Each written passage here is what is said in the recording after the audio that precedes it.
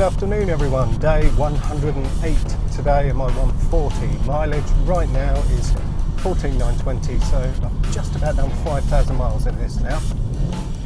Yesterday I did my first mod to this car. I say a mod, it's not really a mod, returning to standard. I fitted the ferret grey mirror caps that the previous owner very kindly sent on to me. So I had to take the carbon ones off. I've seen there's a couple of ways of doing this. One is to actually lever the glass out, the other is just to yank the cover off. So I tried both methods, and here's how not to do it.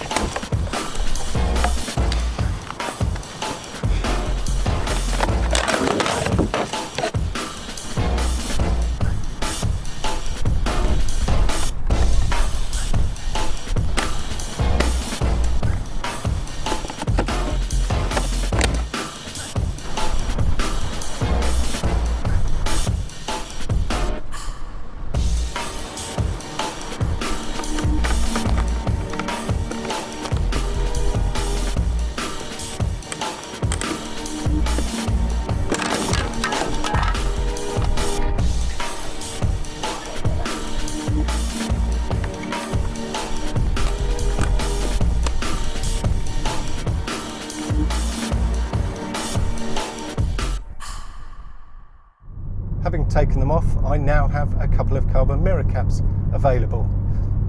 Very slightly blemished, but no sensible offer will be refused. I also have quite a few things left over from my Ford ownership.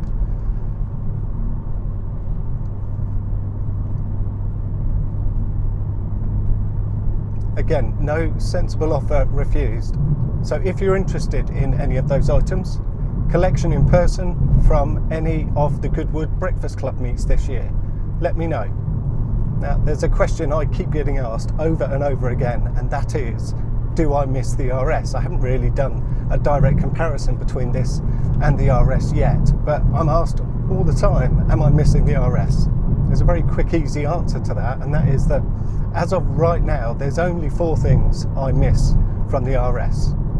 The heated steering wheel, the linked dual zone climate control, Android Auto, and of course the residual value.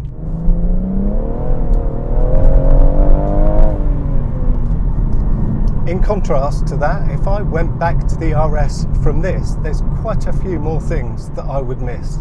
The Fascia Air Vents, these two in particular, I like warmth on my hands, and the vents in the Focus, that one in particular, you could never get just so because it didn't have a control to turn it off. You'd need it angled down, and that ends up cutting off the airflow. So these being fully adjustable and being able to get the heat direct onto the hands is a nice thing. There's also the auto wipers. On the Focus RS, when you've got auto wipers engaged, if the wipe isn't quite, as you want it, you have to press it down to swipe again, but then you've got to click it back up to re-engage auto wiping. Now that really isn't that much of a problem, but on the BM you've got a button, you get a little LED lights up, tells you it's engaged, and you can then just press it down. It gives you your one wipe, but auto wiping is still engaged. So again, another nice little touch. The fake engine noise. I know there aren't many fans of the fake engine noise. I happen to quite like it on my Focus RS, and I like it on this. One thing that always amused me on the Focus on the fake engine noise was that if you had the speed limiter engaged, as I do now, and you put your foot down beyond the point where the car will accelerate, so you're moving the pedal but nothing's actually happening in the engine. On the Focus, the fake engine noise responds as if it's burning more fuel, it gets louder. I always thought, yeah, that was a bit lacking, and it's nice to see that BMW haven't done that with this. I'm moving my foot up and down now, no difference with the engine noise. One thing that always used to niggle me on the Focus was the speed limiter, which I do actually use quite a lot. Don't like using climate control, I like to have my feet on the pedals. So I use the limiter, and on the RS, you can only adjust it once you've set it in 5 mile an hour increments. In this, you can make it skip 5 miles an hour by pressing and holding the little thumb wheel there, or that one I should say. But if you just press it lightly, you get 1 mile an hour increments. welcome lights. On this, you can set it so that when you unlock the car, the headlights come on. I like that. That's a nice touch. One thing I appreciate is that the speedometer is on the left side in this car. Why does that matter? This camera can't see it. The seat adjustment, there's a much wider range of seat adjustment. As I said in a previous video, it took me a while to get comfortable. I was always just tweaking it, but I think that's just because there were so many adjustments available. The seat base has a range of movement, which is really good. I have it as high as possible because I like to get as close to the wheel as possible. You've got the thigh extensions which come out. Again, I've got it fully extended because I've got quite long legs and it's nice to have that support under there. And then also you've got these inflatable bolsters. They're great. You can slacken them off and you really can't feel them. But if you do them right up, it really, really does pinch you. There's these, the door mirrors. Not only are they dimming like the rear view mirror, they also only fold if you press and hold the button. Now I know you can code it to make it so that they fold just with one press of the button, but I like the fact that they don't fold unless you want them to. It's always good if you're expecting, rain and ice overnight. It's never nice hearing that crunch as the mirrors unfold. So if it's going to do that with this, just don't fold them. The reversing camera on this, you've got full control over the image, contrast and brightness. And you can also add or remove the guides that show you where you're going to go or what the limit of your movement is. Also gives virtual obstacles, so if the lens is dirty and you can't really see what you're going up against, it kind of creates a virtual version of that obstacle and shows you where it's getting closer on the camera. I don't stream music. I have an iPod Classic that I hook up. I've had that since way before I had my Fiesta. And what's nice on this is that it's not so finicky when it comes to album artwork. On the RS, the artwork had to be less than 500 pixels square, I think it was, for the album.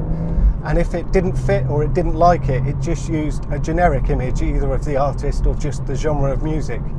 But this, every single piece of artwork that I've got on my iPod just works and works really well. The floor hinge throttle, that took some getting used to, but it's so nice.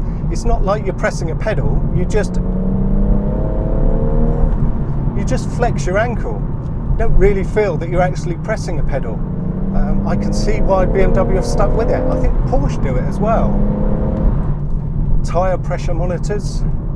On the RS you got a warning if one of the tyres was lower than the rest, but that was all it gave you. On this you've got your PSI or bar, I think you can set it to bar, and the temperature. I've got degrees Celsius.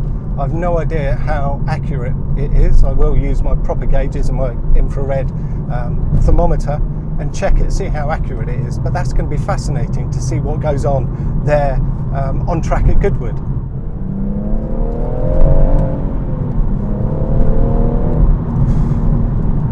So yeah, apart from the dual zone climate control, which is the one annoyance, I mentioned that in a previous video, apart from that, everything on this car just works really, really well.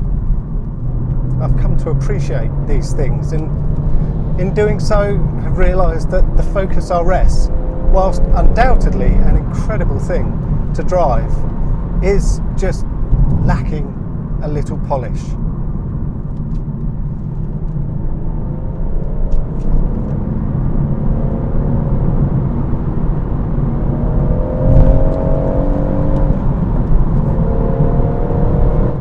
I hope you found that interesting.